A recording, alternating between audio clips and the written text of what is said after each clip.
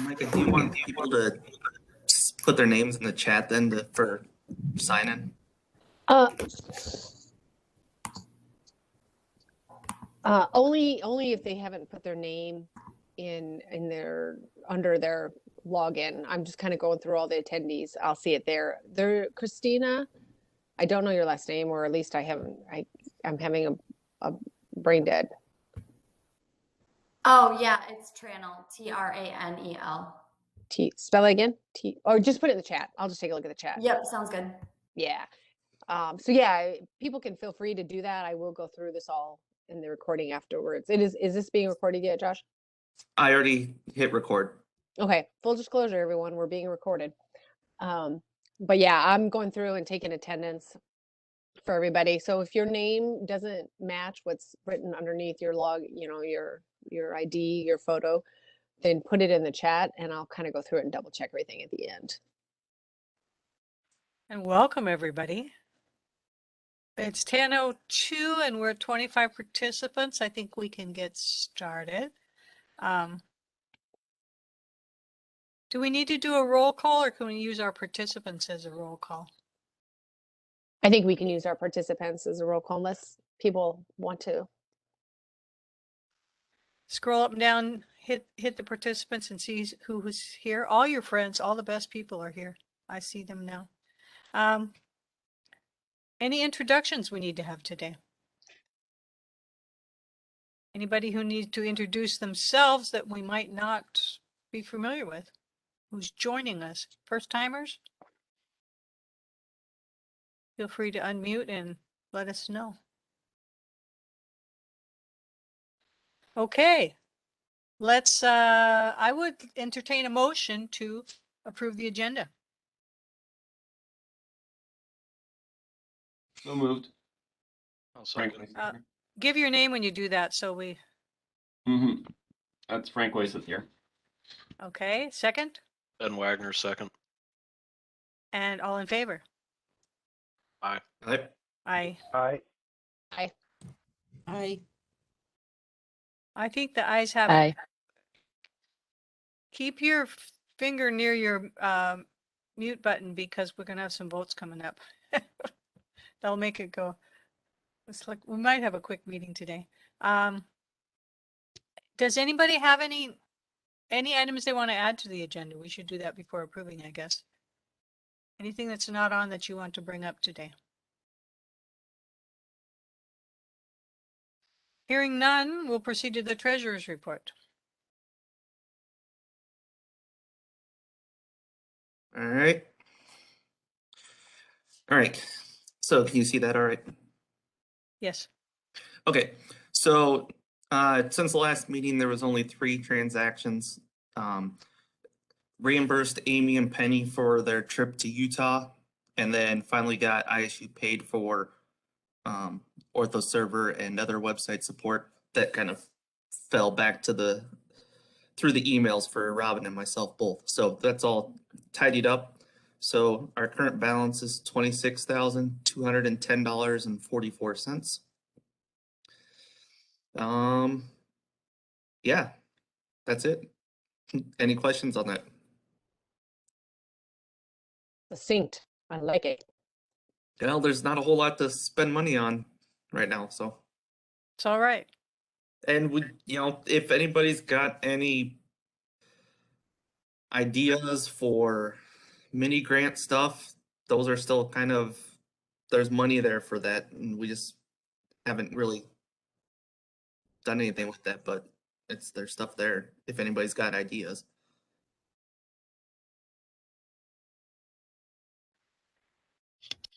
Okay, motion to approve treasurer's report. I'm not sure if do we approve those? We go through that every time.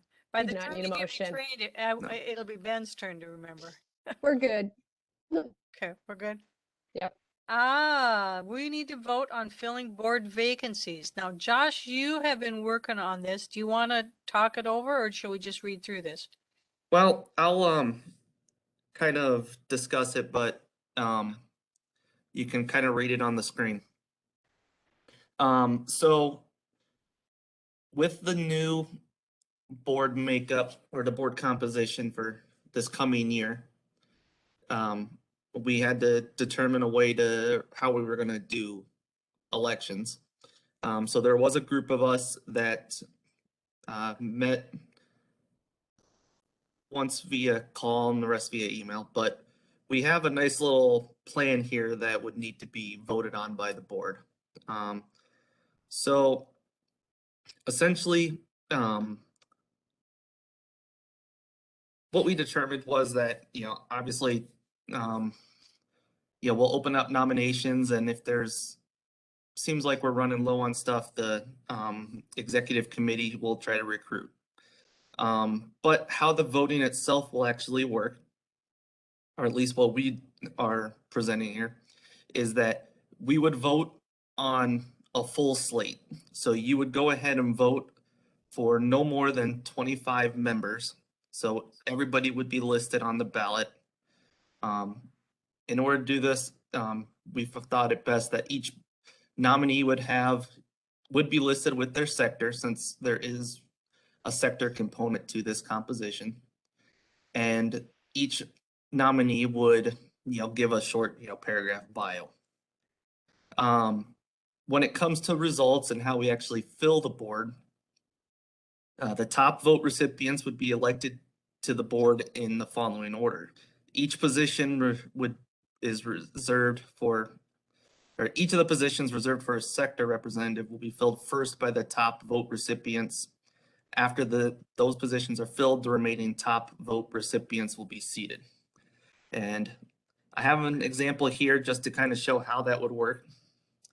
And so you can kind of see how the top ones get placed in, and then once you get to all those makeups filled, then they start becoming at-larges, but you continue filling in those sector spots because you still got to get the top sector positions filled.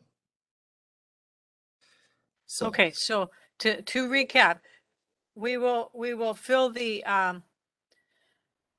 first we'll pick the top 2 vote getters in each sector, fill those, and then take all the rest of the high vote getters and slotting them in at-large positions. yeah, not necessarily top 2, just depending on the makeup. So like this example here shows what the makeup of our board is, just with different things. Right. So we do have sectors with 3, 2, and 1. Or 3. So you'll fill the sectors first with all the top vote getters, then everybody left who's top and not a sector. So say we had a 4th dog person that scored very highly, they would Right. become an at-large representative. Yep, just like if you go down, that's why there's an at-large before a fish sector. So that's because that would be the 4th dog, so there technically would be at-large. So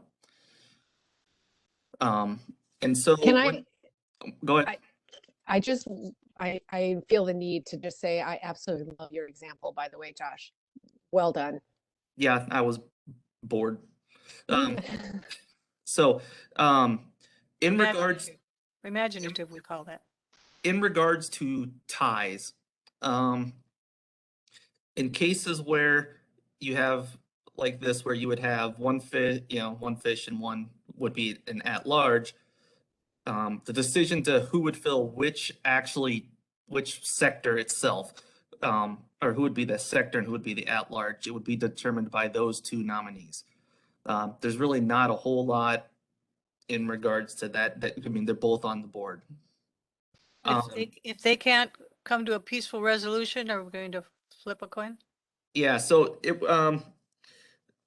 there was some discussion involving flip of a coin, duel by rapier, rock, paper, scissors, leg wrestling. I kind of like rock, paper, scissors as a matter of fact. It'll kind of be determined between the nominees and the exec in regards to how we would determine ties. And then as regard to vacancy, essentially, if it's a sector spot, the sector would be filled by an at-large person from that sector. Most likely what we'd do is just slide up the top vote getter from that sector who's an at-large. And then to fill that at-large spot, it would be kind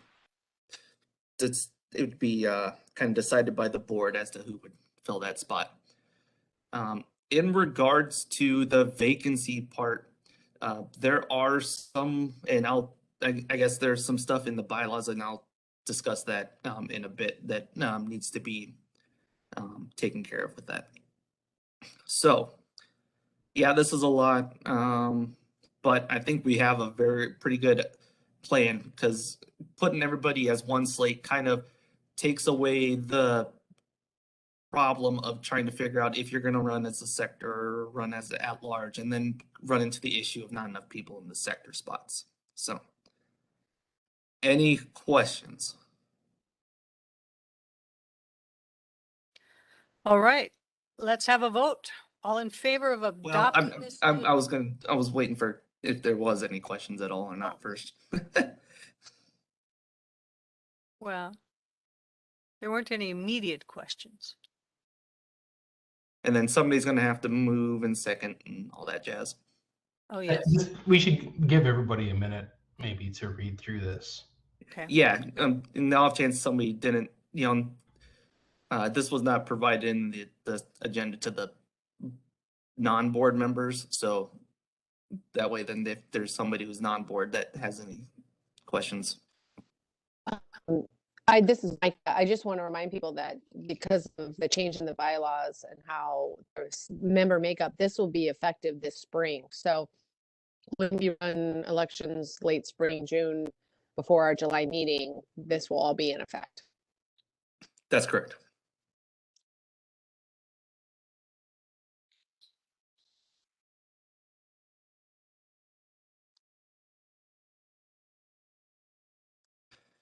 All right.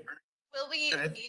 will people need to be like nominated to like fill this, or is it like just everybody that's on our list? Or I mean, You how can does self-nominate, or someone may so- nominate you. So it'll just be like in the past where we'll send out an email to the whole list asking for people, for anybody who would want to be on the board. And then, so then they'll essentially, we'll ask for a bio and then put down and get their sector. And if there's not 25, then we'll go hunting for people to be on there. If there's more than 25, then there shouldn't be any issues unless there's not enough in a sector. But no, it'll just be like in the past where if you want to be on the board, then you'll be on the ballot. Frankly, it just opens up opportunities for those of us running for board positions anyway. Since if you happen to be the third recipient of votes in a group that has only 2 places, yet you still get enough to beat somebody out for an at-large spot, you're still in. So it's a kind of a more friendly version of the way we were doing things previously. Plus, it benefits those of us who are trying to make sure the board remains full. Makes it a little bit easier. And it also helps with those sectors because we've moved some sectors like the nonprofits and things to lesser ones where sectors we've had trouble filling. Did I answer that, Amy? What'd you say, Josh? yes? I asked if that answered Amy's question.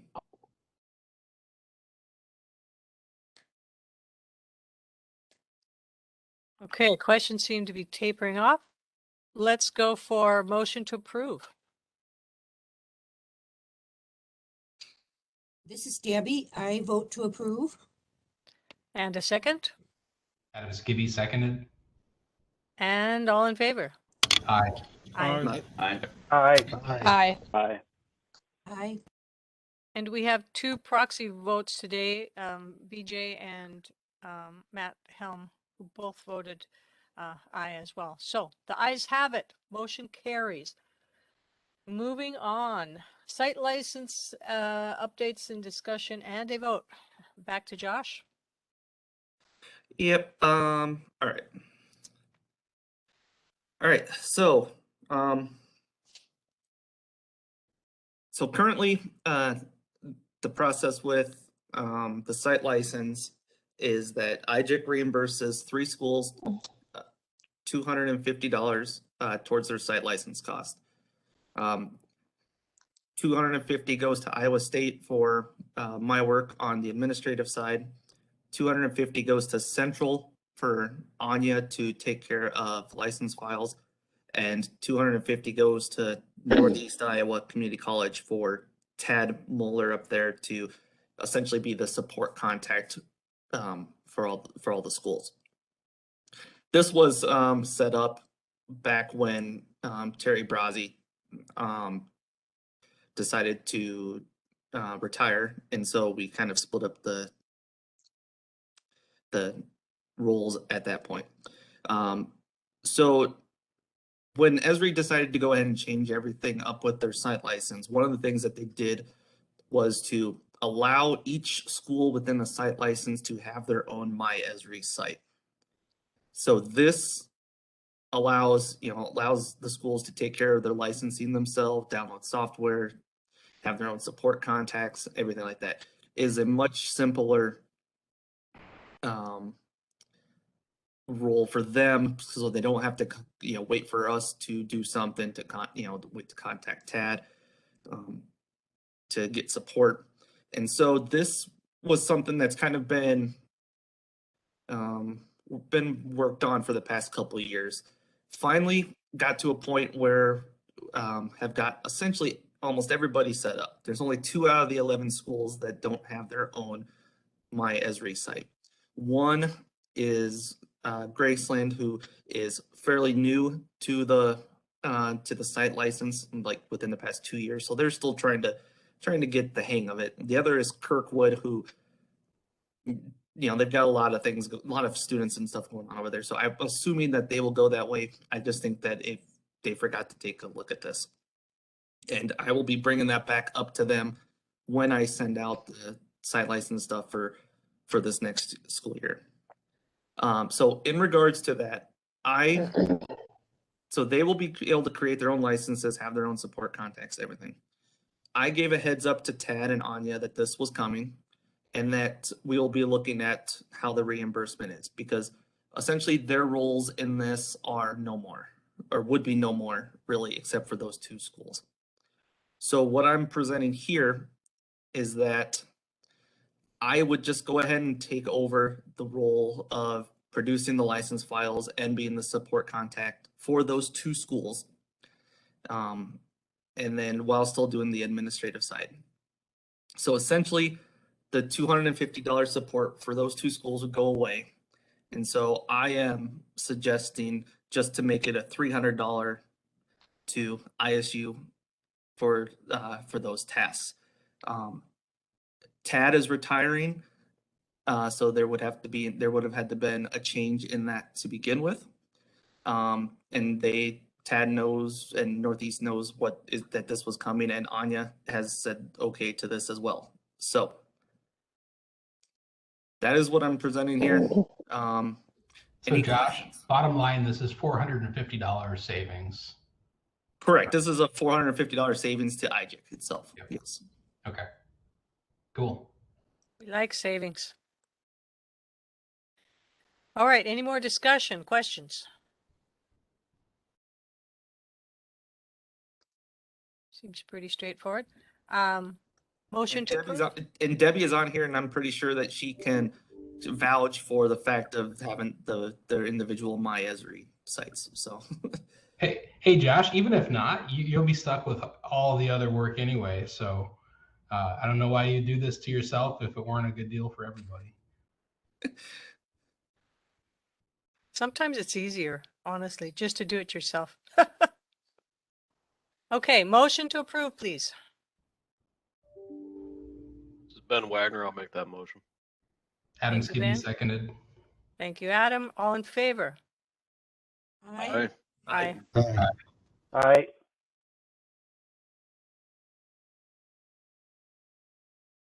And there appear to be a few abstaining. Okay, motion carries. Onward. Education Committee report. I see Hey. Robin's with us today. Just a second, Josh, that summary, that was part of the stuff you sent out, right? That's correct. Okay, I just took crappy notes, so I want to go back and read that. Thanks. All right, I'll start this piece and then I'm going to hand off some of it to Amy here in a little bit. So from the Education Committee, as you all probably recall, our focus is twofold. We're looking to determine and hopefully provide GIS education knowledge and resources for the K through 14 and the university community, and also provide GIS and related technology training to the IGIC members. For the IGIC members piece, that's kind of the one where I'm trying to head that up. The most relevant piece right now is I'm also on the ITAG, the planning committee for the conference in June, and we are looking at the topics for workshops that will happen on that first Tuesday. Right now we're thinking about potentially Python training again, or arcade, since that seems to be an upcoming technology piece that folks probably don't have a lot of exposure to, and that might be a good way to focus. As always, we would need people to present those topics, but also it's not finalized. So I'd like suggestions from anybody on this call. You can either send topics to me, or you can put them in the Slack education channel. I think this probably be a good time to hand it off to Amy to do the K through 12, 14 updates. And if there's anything else after that, I'll add those in. Okay, thanks, Robin. All right, so the first thing that I want to talk about is the Iowa map contest. So that is the theme this year is, let me pull it up, mapping Iowa's unique history and geography. And that's a pretty broad and open category. I will put the website, you might have seen it on, let's see. You might have seen it. Debbie sent something around, I think pretty recently, but here's the website. There's two categories. There's 4th through 8th grade, which is middle school. And then there's also 9th through 12th grade. And this is creating a story map and working with teachers to get students to submit maps. Our goal is, I think last year we had about 5, and so we really would like to up that. So if you know any 4th through 12th graders, it would be really great to get them working on story maps and submitting entries. And Amy, I found that she sent that email on the 11th. okay. I think it would be good to have this link in the minutes, and I'm sure Mike can do that too. So if folks want to go back and look at their emails if they have them, or at least they can get the link from the minutes or from right here in the chat. The link's in the chat already. I will make sure it's included, Robin. Excellent. Some other updates from the Education Committee. Penny and Debbie and I met with some educators in Ankeny to kind of give a little show and tell about some of the different Esri products and other things, and that was really I think it went well. It was well received. Penny, I don't know if you have anything you want to, if you had any follow up with that. No, they just kind of took it and ran with it. They were Yeah. excited by all of the modules that Esri has created for them. And they're pretty much click and go kind of stuff.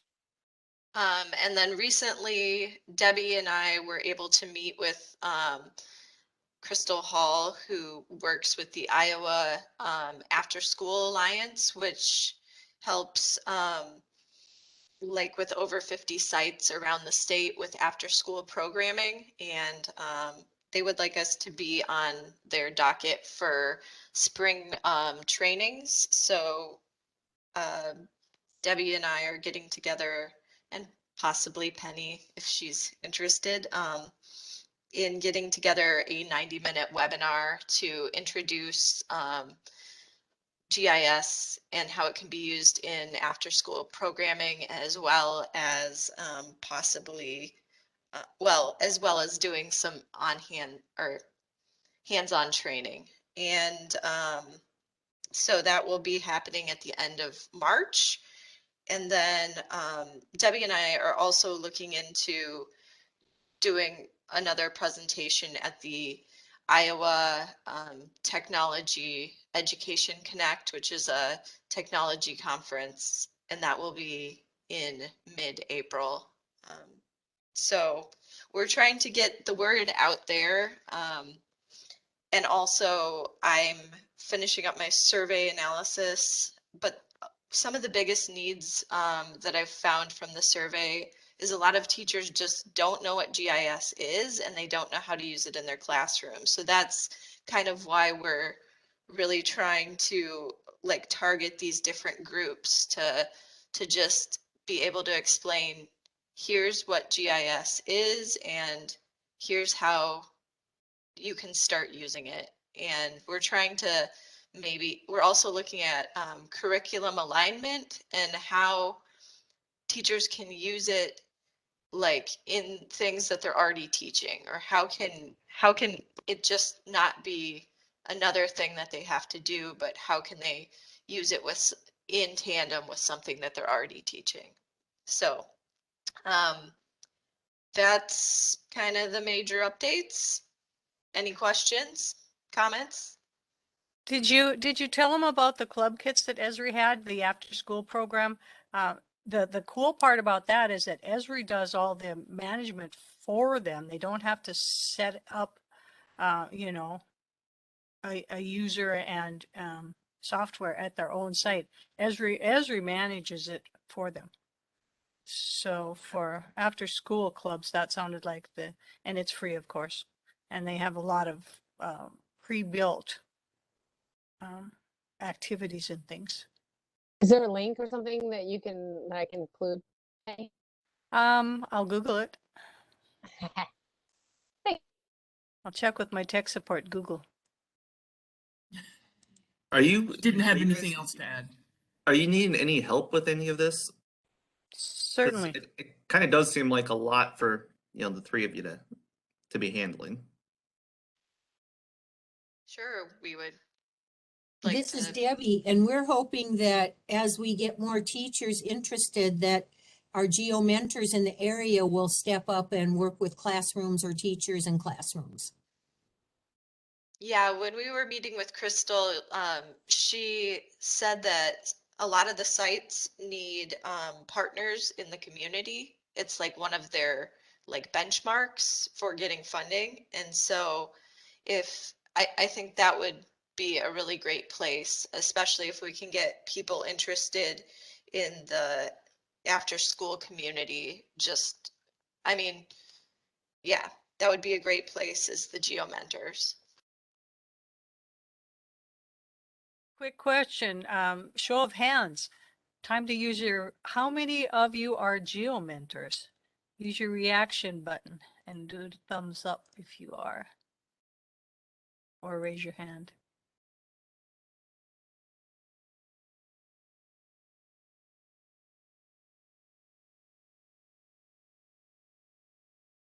So it looks like we got 3 of us. Might be something some of you want to look into. As much or little time as you want to put into it.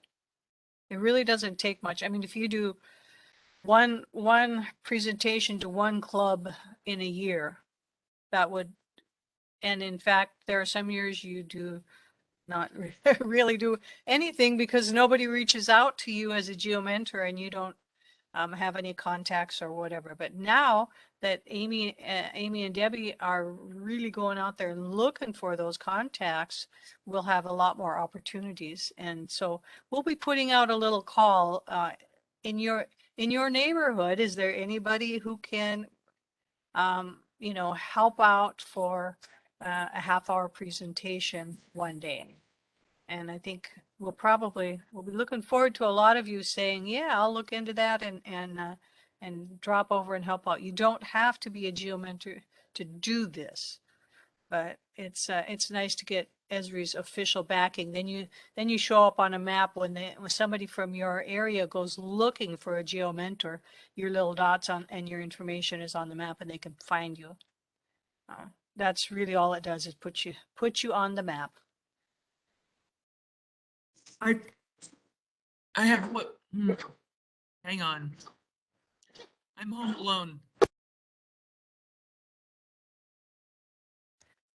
That's probably a dog something or other.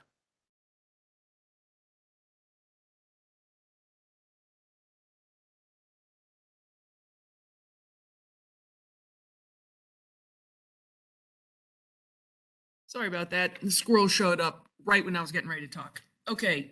I had one more bit of information for the potential training or information for IGIC members. I'm working with our Trimble hardware software representative to come to campus, Iowa State, when the weather gets nicer, April, maybe May, we don't know yet, for him to show and have a hands-on field day to show they have a newish receiver and a subscription program. It's called Catalyst for those folks who need very moderately good to very good resolution accuracy for data collection, but they don't want to buy the unit and have it all year long. And so you would pay for when you need that information. And I believe he's also going to bring a handheld LiDAR unit. So I'm going to send that information out to this list when I have it set up. So this is just more of a heads up. This is coming. And hopefully it will be useful to those people who want to see that that sort of technology in use. We'll be sure and share that with ICIT because a lot of county interest in that. Sure, and you know it's right in the middle of the state, which can be really far for some people, but hopefully it's within driving distance. And the other thing is the Trimble rep actually comes from like the Omaha area, and so he's willing to drive other places too. If a core of folks can't travel to central Iowa, but they want to hear information, he'll go to them. So we can always work something out. Any questions now? I don't see anything in the chat about that. But Did you see Tyler's comment in the chat? I'm trying to read while talking, and it just doesn't go well. It'll be there. I was doing the same thing. Nice, Tyler. Yes, thank you. We'll definitely reach out to you for all of the above. This is Micah, and I just want to say thanks for organizing that with Trimble. I attended last year, and it was nice just to be able to visit without having to go through all the trouble of coordinating something. Sure thing. Yeah, I think we went and actually bought a Trimble unit. Some difficulties getting it to function. It didn't like our Android devices, but I think we've got a workaround now. Okay. Well, if you have something that's still iffy, you can always bring it and have him try to do some. We took it down to ITAG. And met them there and went out and did a lot of field testing, but it was pretty new at that point, and they definitely had issues with Android devices, but I believe they have just recently, and it took a while, quite a while, but they've recently overcome those issues. But if some of you have questions, I can put you in touch with our septic guy. He's the one who's been utilizing that Was that technology. R1 or R2? Do you know? I don't know. Okay. I don't know. That's cool. And that's Okay. all I had for the education committee. Thank you. Thank you so much. Okay, moving on. Patrick, state of Iowa. What's going on with state of Iowa? Oh boy. Let's see. Basically three things. Just ask Greg if he's going to do a LiDAR update, and if he's not, I will give one. The second thing would be addresses, and the third thing would be the NISJIC geospatial maturity assessment, which Joseph Kursky sent out yesterday. Which coincidentally I was going to talk about today anyways. So the first thing, Greg, were you going to give a LiDAR update? If you've got something, go ahead and show it, Patrick. I don't have anything to show. I was just going to give a quick update that a number of additional counties have come in, or blocks. I think there's a total of those blocks cover a total of about 24 counties, I believe. And it looks like ISU has got previews up of the hill shades of those in elevation data. There's a group of people that will meet later on this month. We're going to be talking about a couple of things. One of those being trying to get the point cloud classified to beyond the 3-depth specification, which is just a really minimal classification. So we're going to be talking about that, some possible funding sources for that to be determined, but we're trying to get that worked out. So that data, the raw data, then will have a classification on that point cloud available on the USGS 3-depth site eventually, we hope, which should allow a number of really cool things to be leveraged for building surface models, first returns, pulling out tree canopy buildings, various things like that, hopefully. So,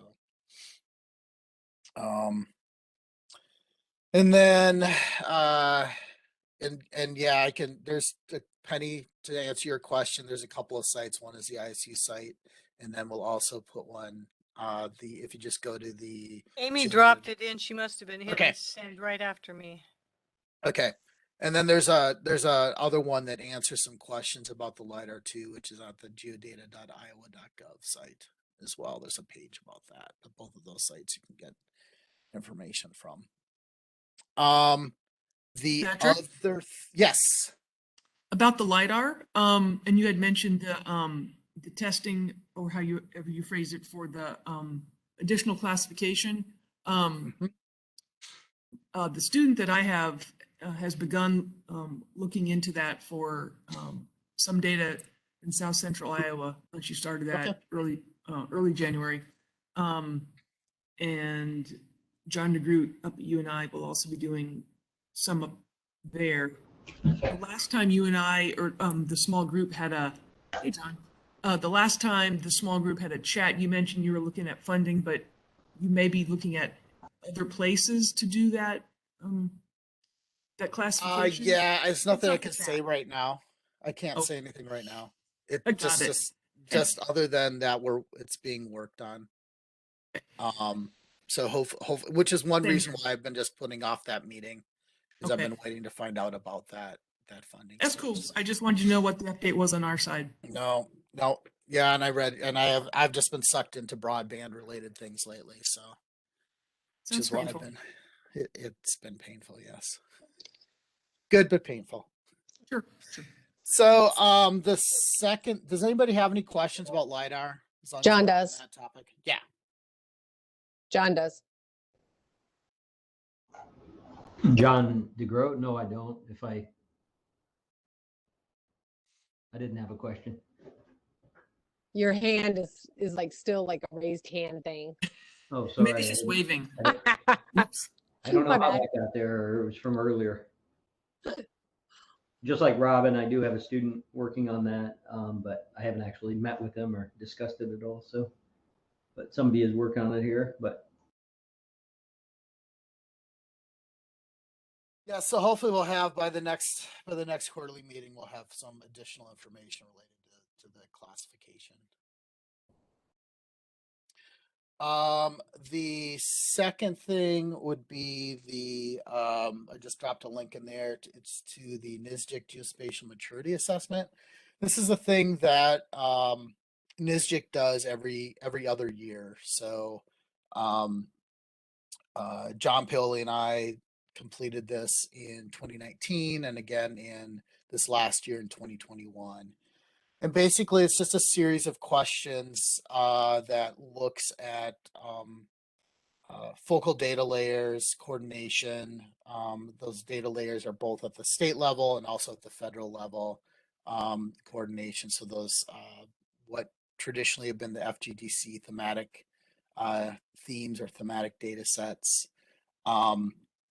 And so we go through a series of, I don't know how many questions, probably at least 50 to 100 questions related to these data themes and coordination, different activities in the state. And then there's a standardized way of grading states, not as an indication of, oh, we've done a really bad job or we've done a really good job, but more of the way that we frame this as NISGIC is just a way to look at what sort of progress we're making in the state. And so you can go ahead and take a look at that. If you have any questions related specifically to areas in Iowa, go ahead and email me or ask me or give me a call, whatever.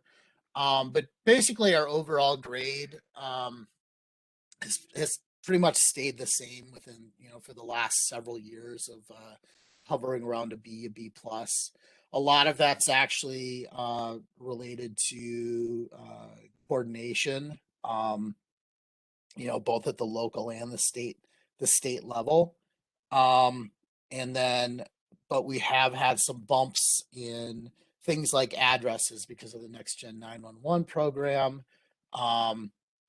We're I think at this point missing 3 counties worth of data.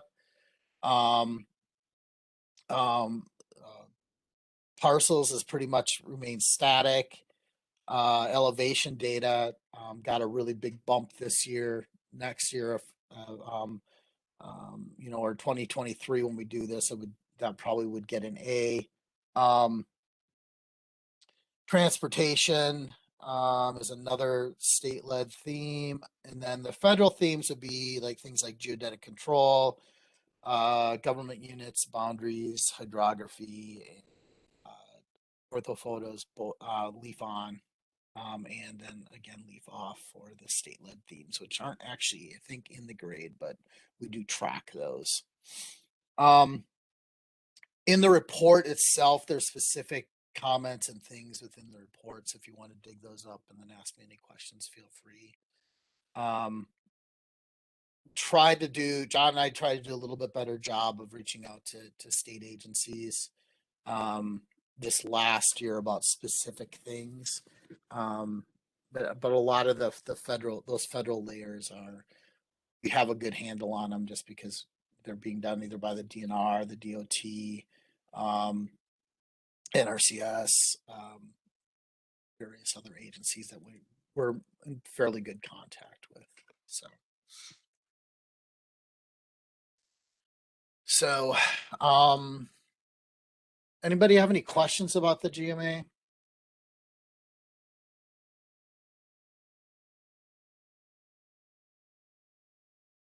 No, but I appreciate you filling all that out. Sure. Some of it's static, some of it's it's like, oh well, we haven't really moved in this area, that sort of thing. So some of it's really easy and some of our is rather difficult try to track down some of that information. So, the last one is actually related to the GMA, and it is related to addresses. And that's probably one of the most, besides the LiDAR, it's probably the most exciting pieces of data in the state that is, I think, actively being worked on. Just because the utility for state and local governments and actually federal governments as well is there's a lot of value in that. The standard so the pathway for this, and I think I explained that this fall, is basically the Homeland Security, Emergency Management are coordinating those efforts with the Next Gen 911 programs at the county level with the PSAPs and the counties. And that data then flows up to the national address database, which is super exciting. I can't remember our last count, but there's at least half of the states are participating in some way within the national address database. And that data that is coming from the Next Gen 911 programs, which is a lot of them in the states that don't actively have a master address repository. The addresses are coming in, but they are especially in Iowa, are at a place where it's a little rough, and it's not being critical. It's just the way, starting of a program that is, maturing in some way. There are some attributes that are not being attached to those addresses that will make that data more valuable. And so on the back end of this, for the national address database portion of it, we're looking at ways that we can use this in different program areas. One of the biggest areas I'm looking at right now is how do we use this in identifying areas where we're lacking broadband in the state. And so that we can actually get a more granular data set to look at, at this location, we know we have X number of providers at this particular location serving this technology or this speed at this location. One of the problems we're having, though, is that some of the data coming into the Next Gen 911 program is the way that the source addresses are being captured. So in some cases, we have a county may address everything, every single parcel in the county, and that gets submitted to Next Gen 911 system. In other cases, we don't know whether or not an address is a residential or a commercial location, or whether or not an address might be a multi-residential location. And so we're trying to tease out some of this information to make it more useful for things providing services, whether those be broadband or other community services and that sort of thing. How do we pull out some of these addresses that may not be valid addresses from a program perspective, or other things. And so that's one of the things that we're looking at. So if somebody has ideas or data sources beyond using parcels and situs address, or other sort of ancillary databases, like one of the things I've been working with is using the Bing Maps building footprints to determine whether or not all the points are actually within a building footprint or not. Because one of the attributes is a point is an access or ingress egress location, or is this actually a rooftop, or is this a parcel centroid? So the Microsoft Bing building footprints, you can start teasing those out of there. There's other data sets too that public data sets for addresses and things like that that we can use as well.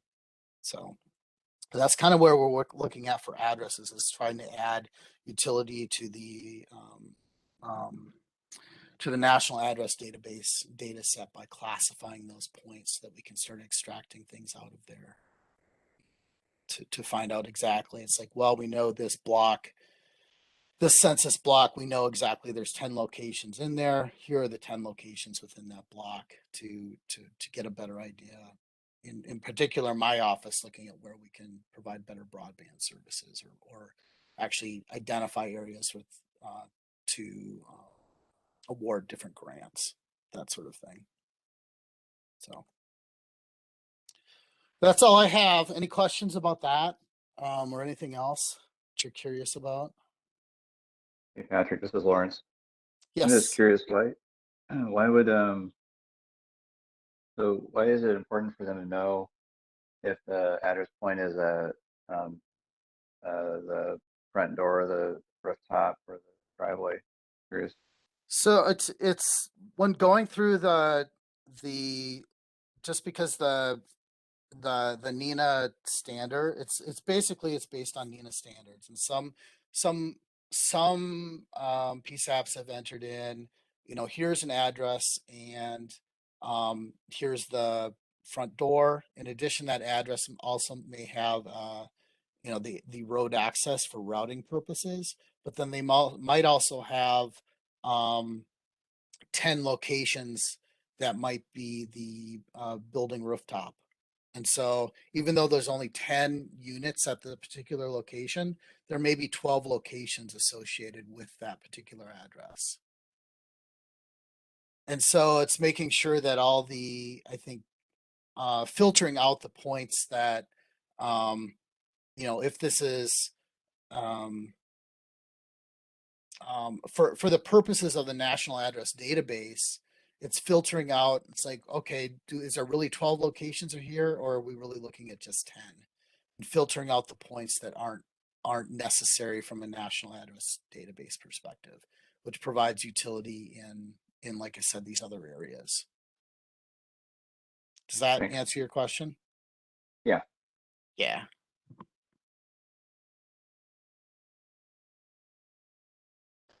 Patrick, Yes. this is way not your field, but do you think there's going to be a point that this is going to be dictated to local government? What do you mean dictated? Well, you know, even something as simple as structure point versus driveway point. I mean, each PSAP county just kind of does it however they do it. Well, I think, and this is, yeah, it's out of my area, but looking at the NINA standard, I think that's what all the states are trying to achieve, and eventually it will. I just don't know. I don't know how much, how that information exactly flows, and I'm guessing that it's probably inconsistent from county to county as far as, where those addresses or how those addresses are attributed and located. And you know, I just I see the back end of this program, and you know, it's huge, and it's, I mean, where we were, you know, 5 years ago or 3 years ago versus where we are now is, I mean, you know, it's incredible that we've been able to achieve that, you know, so quickly. And now it's trying to get to that last little bit where as things move from into, you know, actually using geolocation in the response process, that's where things are probably going to make a difference in how quickly or how fully these data sets get attributed to that NINA standard. But yeah, I don't know what kind of authority exists, if any, about, you know, whether or not a local PSAP does that, or if it's going to have to be done at the state level or someplace else in order to achieve that last little bit. I just don't know. I don't have enough information. Yeah, and to comment on your comment, Sunshine, is that, yeah, I mean, there's a lot of really good data out there, and then I think there's counties and areas, cities that may just not have the capacity to do that. I don't know what the situation is. So.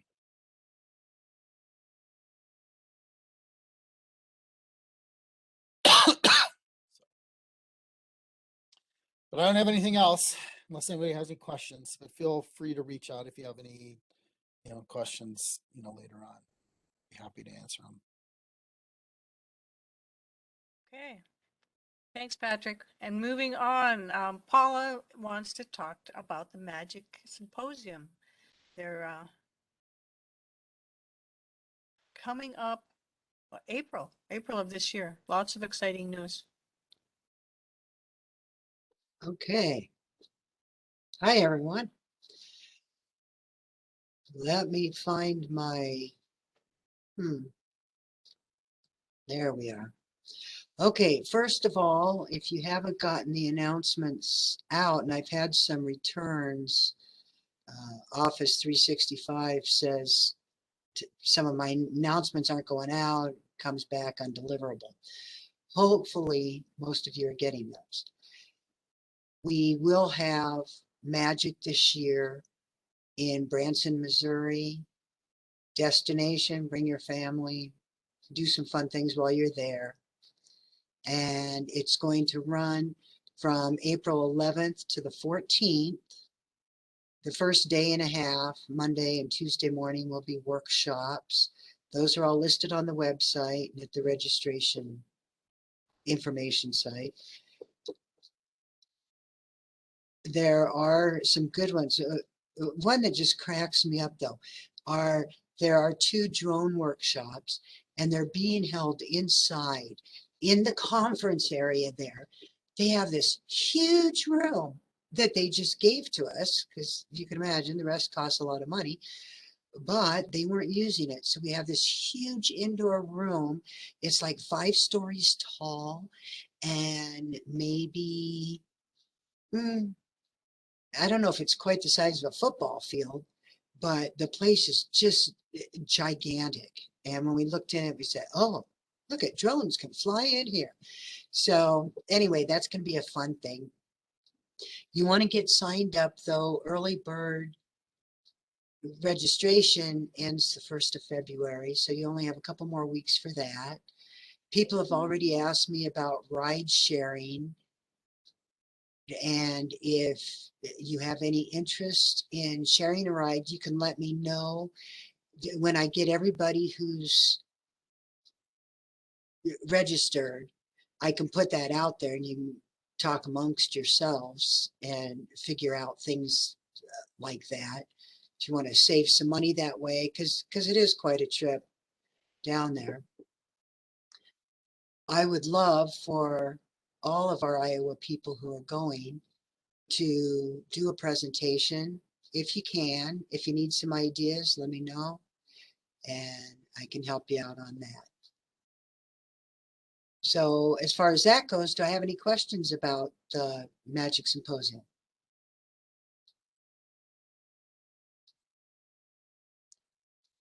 Okay, hearing none, then I would like to ask for IGIC sponsorship. That we sponsor ITAG every other year, and IGIC sponsors Magic every other year. That got messed up because of the pandemic. So now back on track would be if IGIC could sponsor us for $250. So Paula, if I remember correctly, the past few times, I think the sponsorship actually came from ITAG. It did, and that's Okay. how we did.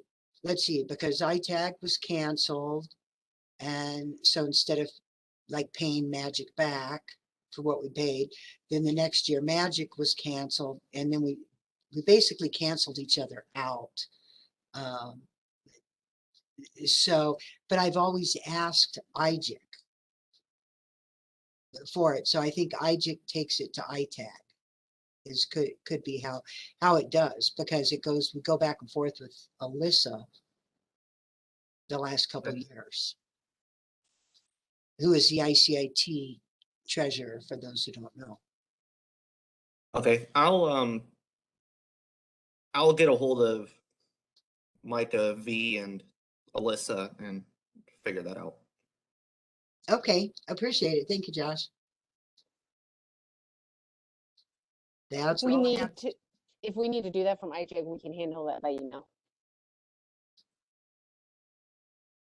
Okay.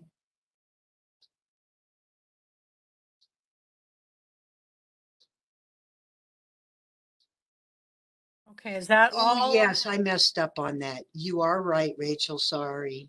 March 4th. That's okay. Hurry up and get your registration in anyway, in case I have to hit you up for a presentation. That makes sense. Yes, I don't know. February 1st. There are a couple of things that go with that, but yeah, not early bird registration. You're right. All right, thanks, Paula. Next up, Micah wants to talk lunch and learn topics, and I happen to have one that I'd like to request. I would like somebody to walk me through creating a rest service. So anybody who's good at that, please contact Micah and let her know that you will do 5 or 10 minutes or whatever it takes on how to create a rest service, because I'm starting to get a couple of requests for that for my data, and I want to look into it. Okay, Micah. Okay, second here. Am I sending? Okay, I am. I'm using 2 different devices. I'm offsite. I only have 1 monitor, so iPad and laptop. So just as my plea for both topics, and just as important, if not more important, suggestions for presenters. I'm not shy. I will reach out to people, but I don't always know where people's areas of expertise are for lunch and learn topics. So I've kind of taken this on, but it cannot be Micah's idea, because I will run out of ideas very quickly. And so I have some ideas. I've written down a couple here. So I would love to hear of any topics or any ideas regarding topics for lunch and learn. Also, oh, awesome. Yes, Sunshine. So here's my other, I've sent out a couple links. So one of the ideas that we had was kind of like a show and tell, just quick little 10 minutes, low pressure, relaxed, something that you've worked on or you'd like to show that we're worked on, because we very much don't talk about any of our daily projects or interesting things. It doesn't have to be anything complicated, it doesn't have to be anything groundbreaking. It could just be like, hey, I did this thing and this is what I did. I find that stuff very interesting. I don't always have to like have my world rocked just to kind of see what other people are up to. So I want to encourage people to sign up on that Google form link. I'll send that out again. But I got a little nervous because I didn't have anybody signing up. So it's kind of hard to do a lunch and learn in a week that doesn't have any participants. So if I cannot get ideas and topics from people, we will not schedule one. And I hate to be that person, but lunch and learns are a privilege. We all have to contribute some ideas and stuff. I was hoping to get enough ideas that we could push this into February also. Like there'd be so many show and tells that we could make 2 lunch and learn sessions out of it. Because I think when you talk to our individual membership, there's a lot of interesting things going on out there. And I just don't want people to be really shy about it. So this is just me. I'm not going to beat a dead horse, but I continuously need ideas. And like I said, presenters also. Otherwise, I end up just kind of going through Esri's product list, and that has its place, and but we want to not just do Esri applications as lunch and learn topics. that might get a little old. So that's all.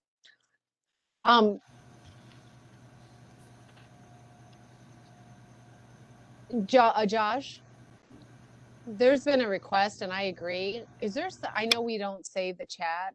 The chat doesn't get saved to our video, unfortunately.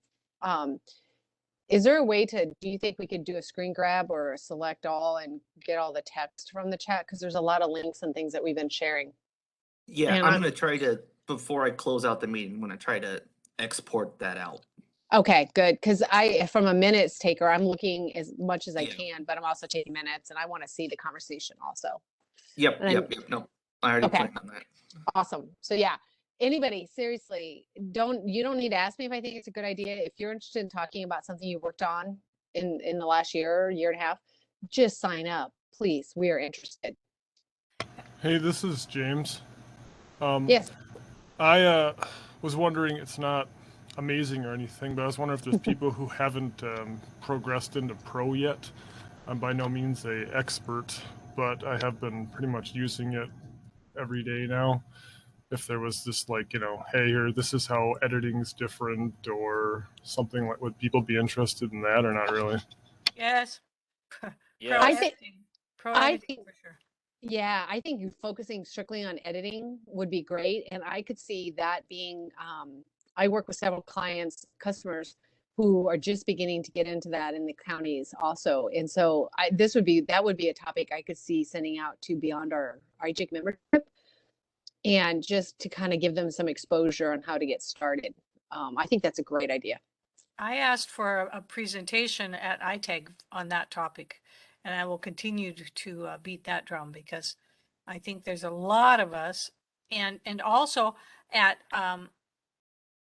our government school, you know, like spring school, if you could give a presentation so that the people from the county auditor's office who are doing the parcel maintenance will figure out how to switch to pro, so that those of us who are GIS coordinators don't have to train them all. If you guys, if we can send them to a session, that would be fantastic. Well, how about this? If anyone listening has something that they want put on that, you could send me an email maybe, and I can try to cover as many things as we can on that, I guess. I can. This is Dave Kroll. I submitted a thing yesterday that was very similar to this, to Micah, just the same kind of thing. I just was going to kind of highlight my own personal struggle with switching to pro, and basically some tactics and techniques that I've employed to force myself. And just, it doesn't explicitly have, hey, you do this and this, which is kind of where you're going, which I think is awesome. But I was just going to kind of do a quick, hey, these are some things that I've tried to do to, force myself over, and pitfalls to watch out for. Do you want to do a joint deal? Sure. Full lunch and learn. The two. Yeah, I was going to say that's going to be on, and that's awesome. This is exactly what I'm looking for. That's fine. I'll set something up. I'll get with you offline, James. Okay. I guess I want to stress to everyone that I've really enjoyed the lunch and learns, and I think what's really been great about them is some of the topics have been really timely. Some are really informative, or talking about things that none of us, may touch on in our daily lives. I'm thinking of the lighter stuff. But we talked about ArcGIS Pro a little bit last year, but it really is dealer's choice when it comes to this. And so the variety, I think, is part of the appeal. And so I just want to keep encouraging you guys. For a while there, I had good 6 months planned out, and I do not have that right now. And so I guess this is I'm ready to get my 2022 list really settled and kind of figure out what we're doing each month. So if you think it's interesting, I probably am going to agree with you. So I would say that your pro editing lunch and learn and tips you do it for lunch and learn, and that'll get you practiced and set up to do it as a presentation at conferences. We're guinea pigs. We're user-friendly guinea pigs. Just getting them, knock the rough edges off and ready to take it on the road.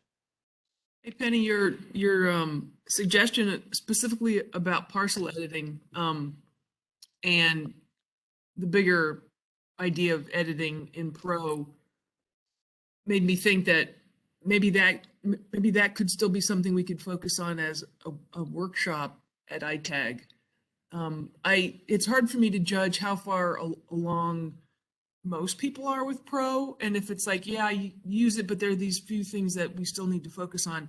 I kind of felt like we were, doing the Pro training and had pretty much beat that into submission, but The Pro it training sounds like maybe not.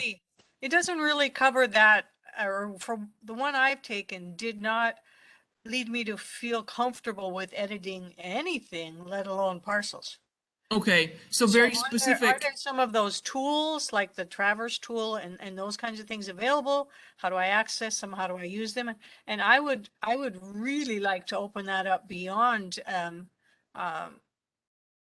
GIS professionals like us to those GIS professionals like the person I have in my auditor's office who does the basic everyday parcel maintenance. And she was trained by somebody who learned decades ago and never had a refresher. So she doesn't even know the Traverse tool. And I would love, I think there's a lot of new people out there at various counties, judging by the job openings I've seen. There's a lot of new people in charge. And if we could train them to use Pro so they don't have to go take a $2,000 course and advertise it that way, we could get a lot of people come to our sessions. I would echo Penny, Robin, and now that I'm kind of jumping into different counties and seeing the level of experience in a variety of counties.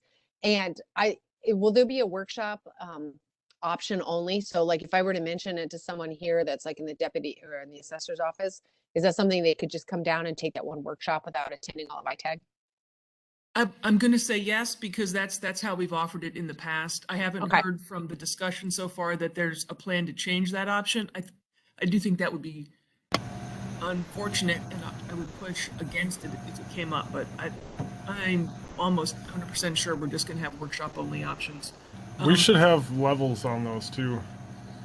Of GIS understanding, you mean? Or yeah, because if you're going to have an auditor assessor person, they're not going to be able to keep up with someone who's in the GIS field. Vice versa, the other person would probably be bored because it would be lower. I really think we're going to have to think about that, because I've seen it before where half the classes can't keep up and half the class is bored. So we might have to think about that as well. Sure.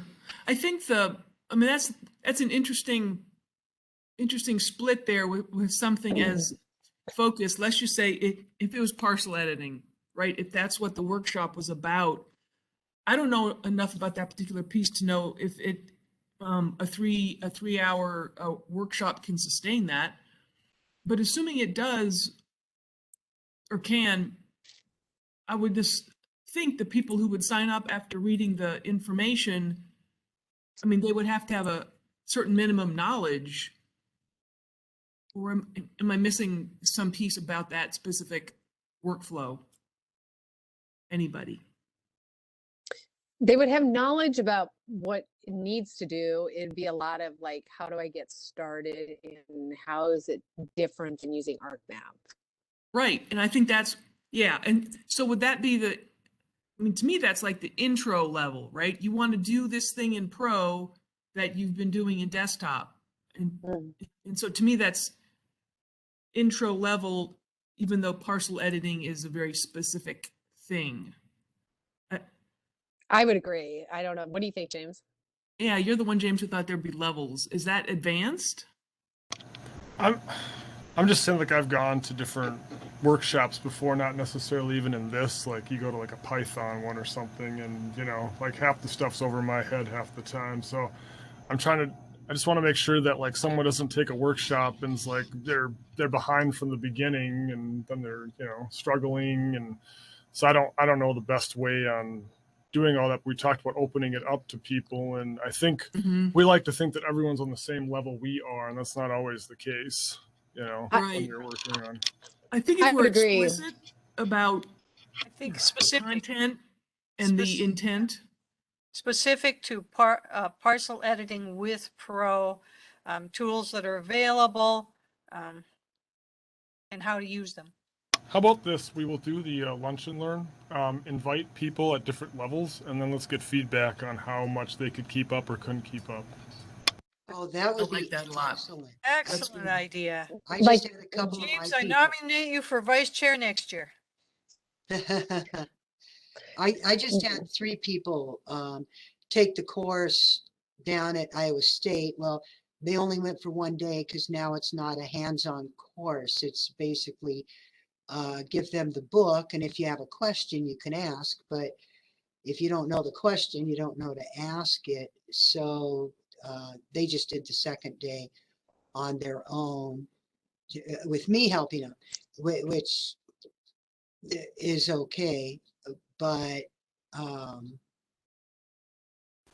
You know, Paula, I'm hoping they're going to give, or they gave feedback. That was the end of last week, right?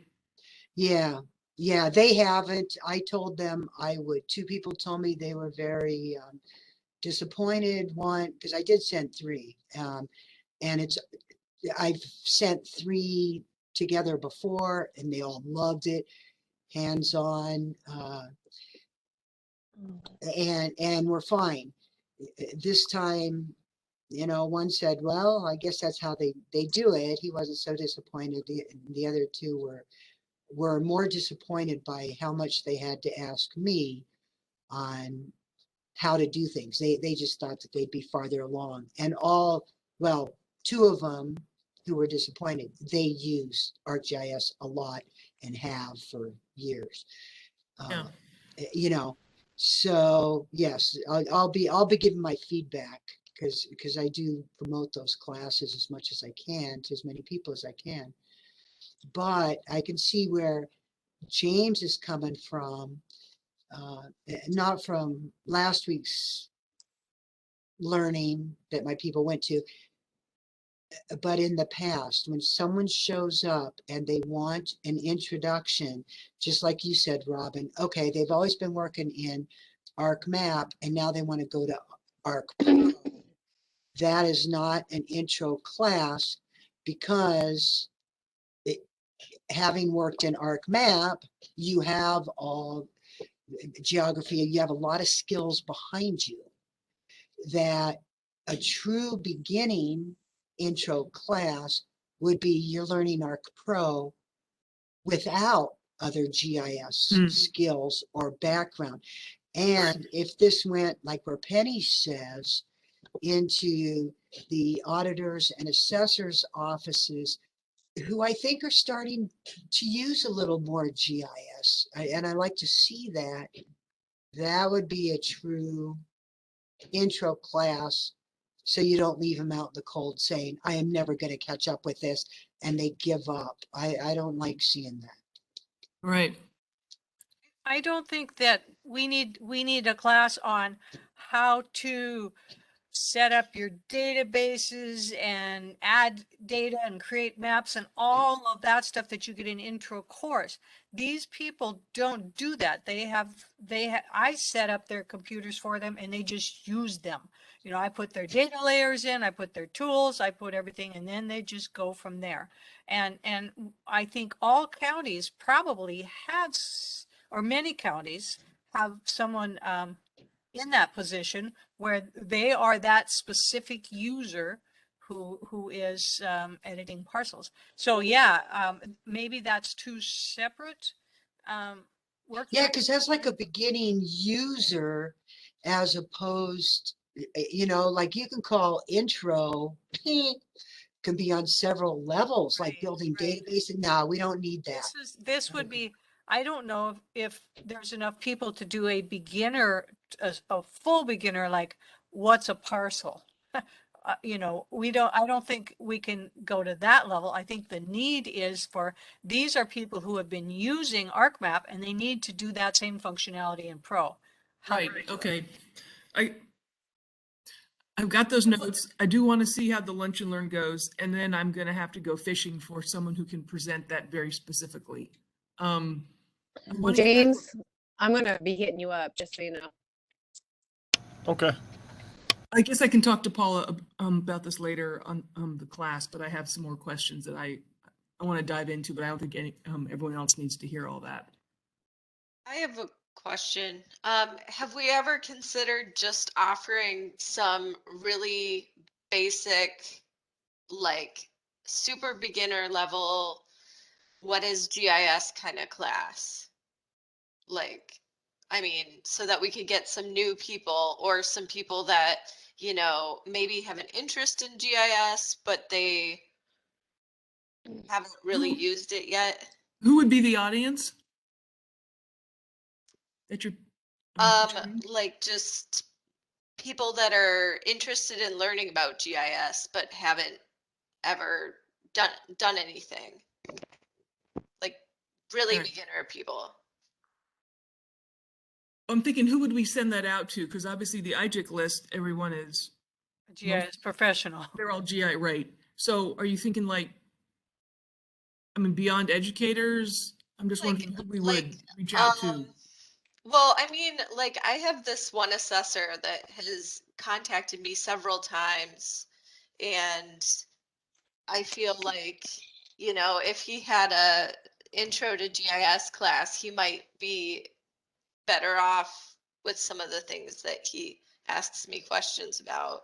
That sounds like Gotcha. a community offering, like Right. So focus on cities, counties, maybe, and that would be outreach from IGIC to do sort of that intro show and tell. That could probably be very useful. Yeah, and I mean we could try it 1 year, and if it really doesn't go over well, we'll know for next time that, but I feel like there is some kind of need like that, and I feel like we're probably the people that should be doing that, but you know, it's not for us, it's for them. It's like Yeah. totally a community outreach thing. We're trying to do this at this school level to get kids to know what it is, so when they grow up to be adults, they don't ask those questions. But we're still getting those questions from the adults. So yeah, an outreach to like Robin says, cities and counties, but businesses. I mean, just any adult. Maybe we could put together an adult education, or maybe Esri has something like that that we could adopt and present. Yeah, I think that sounds good, but it reminds me back in the old days when we used to do presentations at, When all the adults took computer No. classes, how to turn. no, at ISAC to the individual affiliates. So like I've done presentations for the supervisors and for the assessors and for the auditors, explaining to all of them what GIS is, depending on who was presenting with me, like when Jim G with the supervisors, we went into a little bit more what GIS is, how it's being used in the county, how other people are using it, the importance of some of the stuff that Patrick brought up with some tools, some things that we can do, topology and so forth. And that fell by the wayside, which we have new people are elected all the time to those positions, and then we get new ones in who don't know. So I think that's more of a topic for ICIT and the GIS people in ICIT, but that would be a great place to start. Like Amy said, if she's getting questions like that from an assessor, then that assessor is not getting any of that information from ICIT, which is a shame because that's part of our job in ICIT to spread the word to those people. And we really haven't done anything in probably 5, 8 years, long time. Didn't you used to do some of those, Micah? I did. Yeah, I thought so. And I mean, a number of us did, but I know I myself have not for at least 10 years.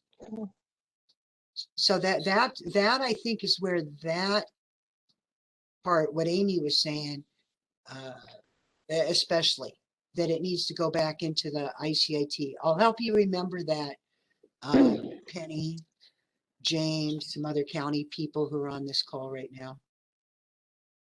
But if we offered it as a workshop at ITAG, which is ICIT and IGIC. I mean, then we're hitting every.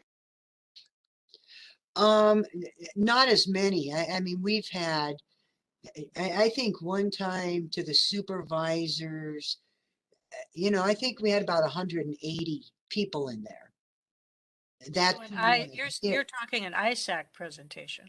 yes, yes. As opposed for a workshop, I don't know. I think it's a great idea.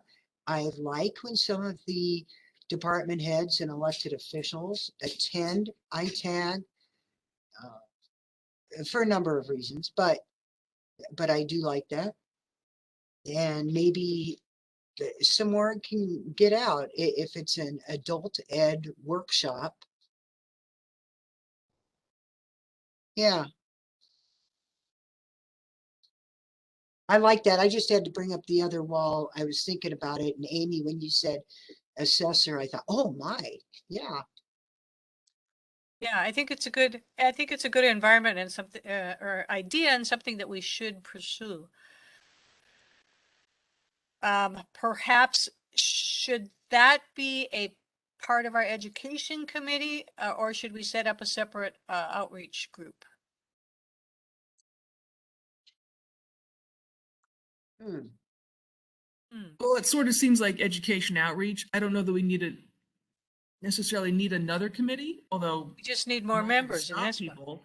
We just need people to do the bodies, the work, so they could whomever is going to volunteer could certainly just say, count me into the education committee. So you can seems to be how we're handling it. There is an education committee at let's see. It's on Slack. Right. Or you can email igic-ed@istate.edu. I'll put that in thank you, James. Absolutely, James. Drop that in the Slack, would you, someone? The where to email, or else just drop a line in the chat that you will be willing to be on the education/outreach, whether you want to work with kids or grown-up kids. All right, that I think was very productive. Okay, anything else anybody wants to bring up? Projects, conferences, representatives and regional user groups? I have two things. First off, I will be sending out an email to the people that had discussed interest in updating the website. I had not done that since the last meeting. So if there's anybody who wants to also be a part of that who hasn't already said so, please let me know. The second thing is that I forgot to mention this when we were talking about the election stuff. We are going to need to change a few things in the bylaws in regards to how positions are filled, and also the topic has been brought up in regards to proxy voting and alternate voting. I actually could not find anything in the bylaws about alternates. So that is something that I am going to lead, and hopefully we can get something figured out before the next meeting. If there's anybody that wants to be a part of that, please let me know. It's something that's going to have to be done soon, just in regards because of elections and everything. Josh, I am thinking that's something the election committee could just handle. That works too. Yeah, I mean, we've already we know, like, going through this voting business, and this kind of related to that. So, and we're already have each other's emails and et cetera, so. Okay, well then this is just going to be a heads up that at the next board meeting, there will probably be voting for a change in bylaws.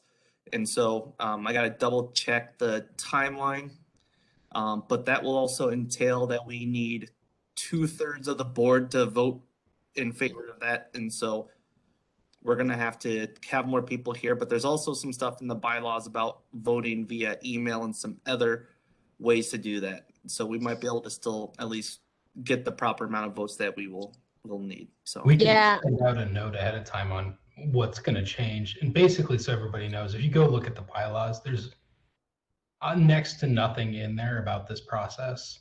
Yeah. So it's going to be really more of an addendum than anything. Yeah, so, well, for the bylaws, it just talks about vacancies, and that's the part that's gonna need to be updated. And we can also add in the elections part into the bylaws too, which might not be a bad thing to do. But yeah, there needs to be I think it's 20 plus days before that the board actually the whole list has to be notified before the vote. So I'll take a look at that and I'll get that going through the elections committee.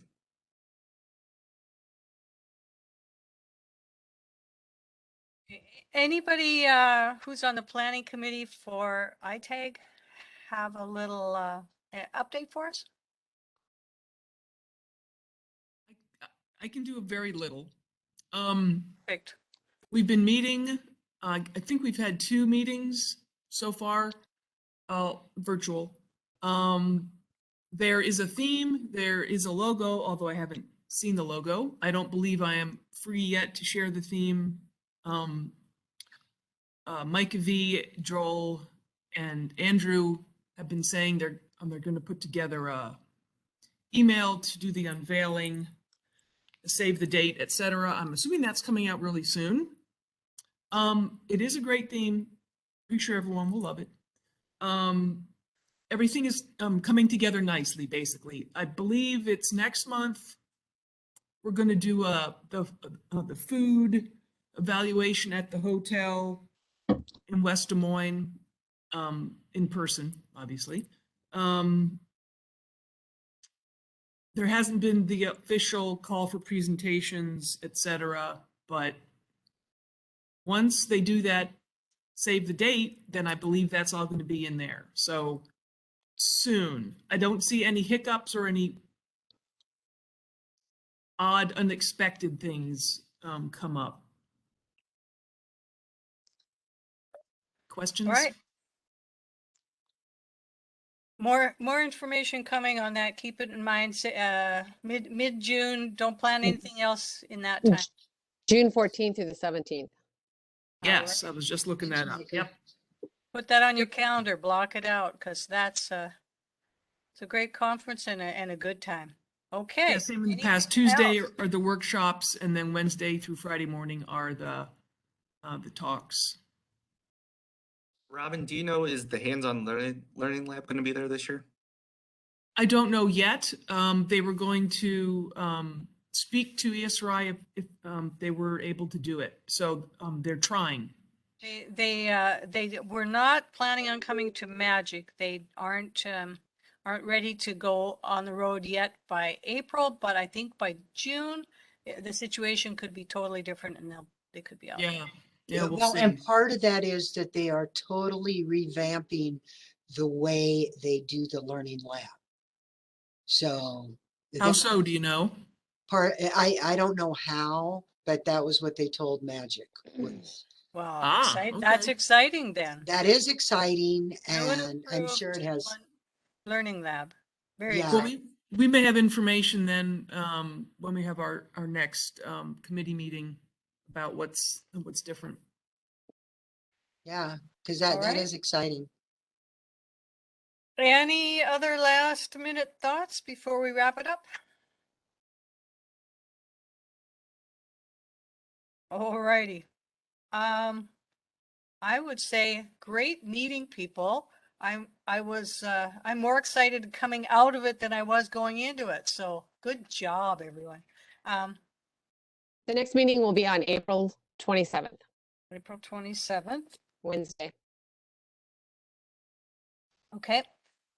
Thank you all for attending. I would entertain a motion to adjourn.